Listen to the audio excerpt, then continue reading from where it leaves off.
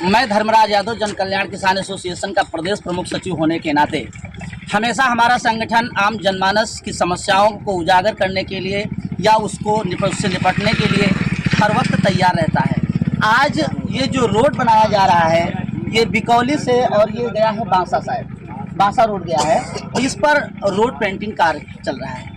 ये यहाँ घटिया तरीके से इतना बनाया जा रहा है कि ना तो प्रेशर मशीन है कि जो धूल मिट्टी को हटाया जा सके और ना तो ये मानक के तरीके से कार्य हो रहा है। जन कल्याण किसान एसोसिएशन को जब ये भनक लगी ग्रामीणों के द्वारा कि हमारे यहाँ जो रोड बनाई जा रही है वो घटिया तरीके से बनाई जा रही है, जो सिकंदरपुर होकर के गुजरती है, तो इसलिए इस रोड को सही ना बनने से जब यहाँ पर जन कल्याण एसोसिएशन के पदाधिकारी आए, उन्होंने देखा तो ये रोड बहुत घटिया तरीके से बनाई जा रही है।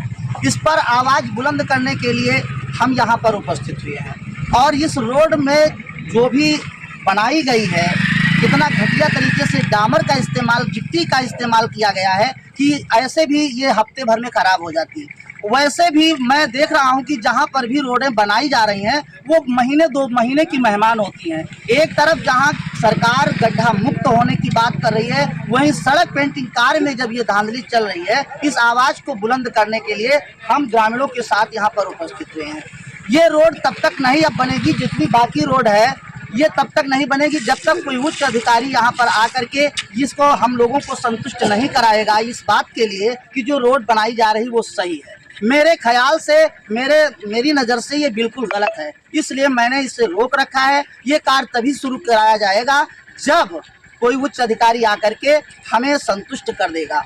इसलिए मैंने ग्रामीणों के हक के लिए, अपने लिए, आम जनमानस की समस्या के लिए, जो रोड की हमेशा समस्या बनी रहती थी, बहुत ही खराब रोड थी, सरकार बनाती है इसके लिए आभार व्यक्त करता है पूरा संगठन, लेकिन जो ये घटिया तरीके से ठेकेदारों के द्वारा ये सरकारी पैसे को पलीता लगाया जा रहा है, इसके विपरीत खड़ा है संगठन और हमेशा खड़ा रहेगा जब तक या तो ये रोड को यदि गलत तरीके से बनाई गई है तो इसे उखड़वा करके दोबारा पेंटिंग कार्य करवाया जाए जो आम जनमानस के लिए सहूलियत रहेगी। इसलिए मैं यहाँ पर उपस्थित हुआ हूँ। मेरे संगठन के और भी यहाँ पदाधिकारी मौजूद हैं और मैंने एसडीएम साहब से भी बात की, उन्होंने भी कहा है कि संतुष्ट कराने के लिए कि मैं अभी आकर के यहाँ पर आपसे बात करके और रोड को मैं देखता हूँ किस तरह से पेंटिंग कार्य करवाया जा रहा है, लेकिन अभी तक यहाँ पर कोई अधिकारी नहीं उपस्थित हुआ, इसलिए काम को बंद करवा दिया गया है, कोई कार्य तब तक नहीं चलाया जाएगा।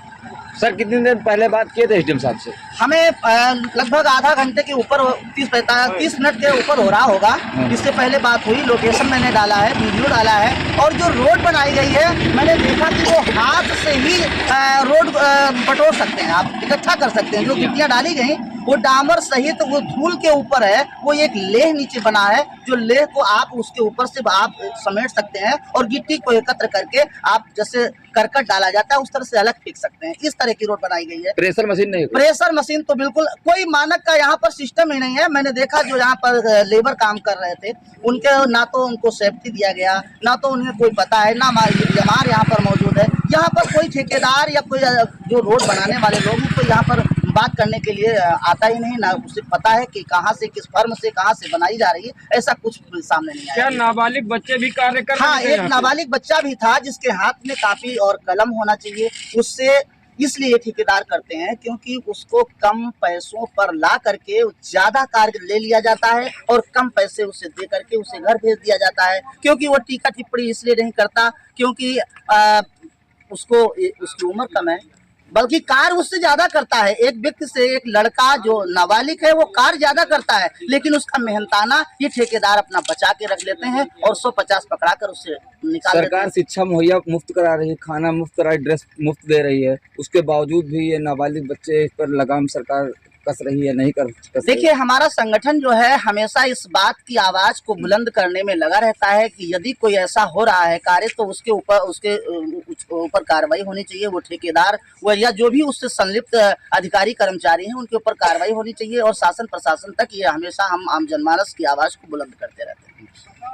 और यहाँ पर जो ये लेबर लगे हुए हैं, काम कर रहे हैं, इनका लेबर का मगर ये 3 दिन चलने वाली रोड नहीं है, तो तो 3 गारंटी साल की कैसी गारंटी क्या होगी? मौखिक गारंटी मानी जाती है? मौखिक गारंटी कोई होती नहीं है। बनाने के बाद ग्रामीण बेचारे कहाँ अपने रोजमर्रा के काम में लग जाते हैं। ये किसान संगठन ही है जो आवाज उठाता है और उस आवाज को बुलंद करके शासन प्रशासन तक पहुंचाने का काम करता है। बल्कि आम जनमानस तो अपने रोजमर्रा के काम में व्यस्त हो जाता है और रोड उसी तरह के फिर बेकार हो जाती है और उसी तरह से लोग उसका दम से तो झेलते रहते सरकार हैं। से क्या कहना चाहते हैं? सरकार से मैं कहना चाहता हूं कि जितनी भी रोडें बनाई जा रही हैं, यदि कार्य हो ही रहा है तो अच्छे तरीके से हो, ताकि काफी समय तक चले। और जो आम जनमानस का पैसा टैक्स से वसूला जाता है, जिस तरह से वसूला जाता है, तमाम करों के माध्यम से वसूला जाता है, और उसको उस पर कोई इजाफा हो, फायदा हो, और वो पैसा जहां पर लगाया जाए तो ठीक तरीके से लगाया जाए। जो बंदरबाट चल रहा है ये बिल्कुल खत्म। अगर ये सड़क उखड़ेगी तो किसानों के ऊपर क्या असर पड़ेगा? किसानों का जो भी रोजमर्रा की चीजें हैं वो महंगी की जाएंगी। जैसे अभी देखा होगा आपने कि 5 किलो खाद बोरी में पहले कम कर दी गई और 5 किलो फिर कम कर दी गई। इसी तरह से